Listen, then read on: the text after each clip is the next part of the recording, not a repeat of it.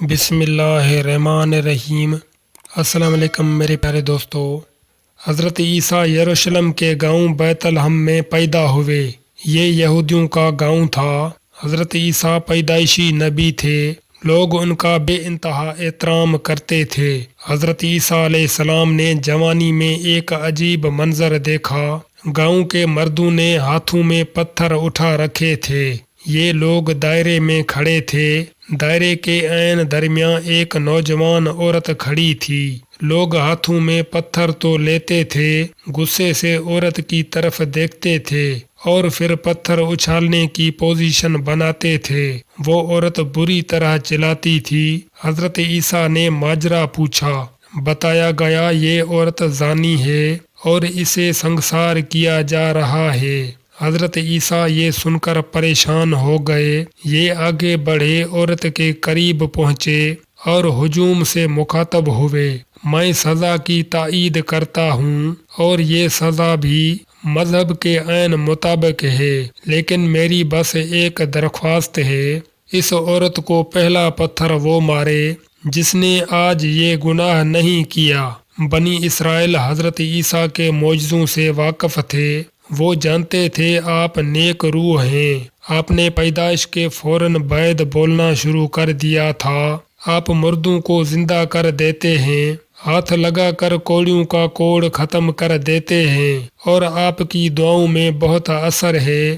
وہ جانتے تھے ہم نے اگر غلط بیانی کی تو اس نیک انسان کی بد دعائیں ہمیں برباد کر دیں گی۔ چنانچہ تمام لوگ پتھر نیچے پھینک کر گھروں کو واپس چلے گئے۔ آخر میں وہاں صرف وہ عورت اور حضرت عیسیٰ رہ گئے۔ عیسائی مورخین میں اس عورت کے بارے میں اختلاف پایا جاتا ہے۔ بعض مورخین کا خیال ہے اس عورت کا نام میری میگڈلین تھا۔ یہ عورت حضرت عیسیٰ کے گھر آئی اور اس نے باقی زندگی ان کی خدمت میں گزار دی۔ عیسائیوں میں ایک ایسا طبقہ بھی موجود ہے جو یہ دعویٰ کرتا ہے یہ خاتون بعد ازاں حضرت عیسیٰ کے عقد میں آئیں۔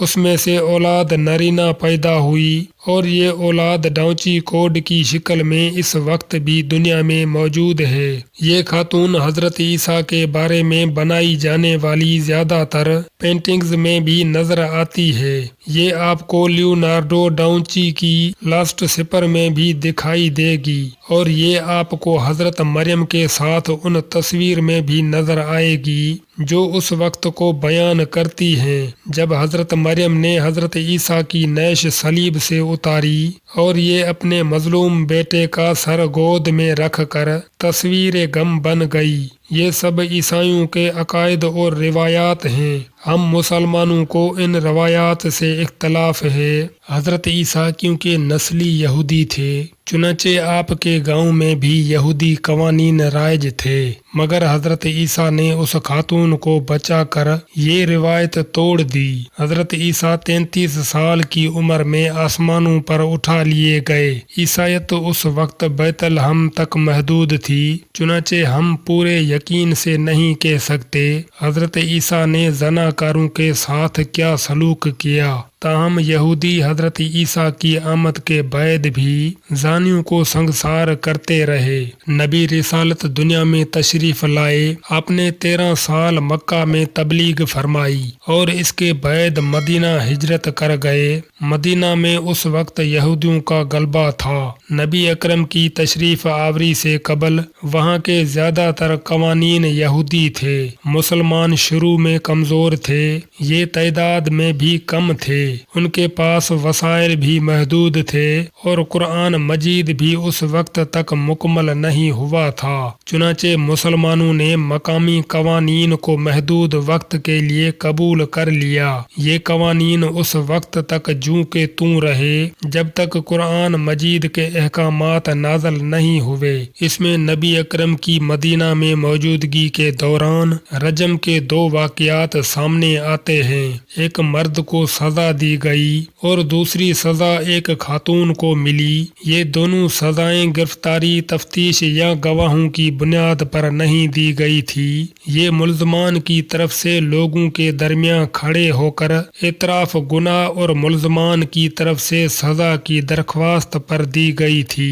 مرد معاذ بن مالک کا تعلق قبیلہ اسلام سے تھا۔ یہ 4 بار رسول اللہ صلی اللہ علیہ وسلم کے پاس آیا اور لوگوں کے درمیان کھڑے ہو کر اعتراف گناہ کیا۔ رسول اللہ صلی اللہ علیہ وسلم نے اسے ہر بار واپس بھجوا دیا۔ یہ نہ ٹلا تو حد نافذ کر دی۔ جب اسے سزا دے کر واپس آئے تو ایک صحابی نے بتایا، ہم نے جب اسے پتھر مارنے شروع کیے تو وہ بھاگنے لگا۔ میرے ہاتھ میں اونٹ کی ران کی ہڈی تھی، میں نے اس کے سر میں ماری تو وہ گر گیا۔ یہ سن کر نبی اکرم کی آنکھوں میں آنسو آ گئے اور آپ نے فرمایا، وہ اگر بھاگ رہا تھا تو اسے بھاگنے دینا تھا۔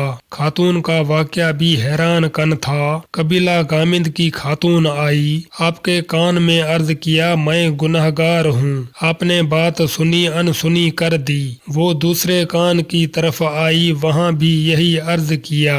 آپ نے بات پھر سنی انسنی کر دی۔ اس کے بعد اس نے اتنی اونچی آواز میں اپنے گناہ کا اعتراف کیا کہ وہاں موجود لوگوں نے سن لیا۔ آپ نے سر اٹھا کر اس کی طرف دیکھا۔ عورت نے بتایا، میں حاملہ ہوں۔ آپ نے فرمایا، تمہارے گناہ میں بچے کا کیا قصور ہے؟ اسے پیدا ہونے دو پھر آنا۔ عورت چلی گئی، بچہ پیدا ہوا تو پھر واپس آ گئی۔ فرمایا، بچے کا ماں کے دودھ پر حق ہے، یہ حق اس سے نہیں چھینا جا سکتا۔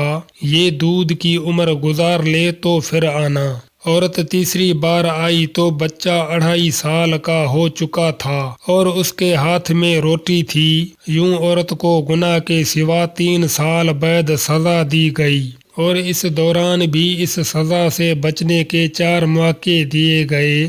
آپ نے 2 مواقع اس وقت دیے جب اس نے آپ کے کانوں میں اعتراف کیا تھا اور 2 مواقع حمل اور بچے کے دودھ کی بنیاد پر فراہم کیے گئے۔ لیکن جب خاتون کا اصرار حد سے بڑھ گیا اور اس نے کسی موقع کا فائدہ نہ اٹھایا تو فیصلہ کر دیا گیا۔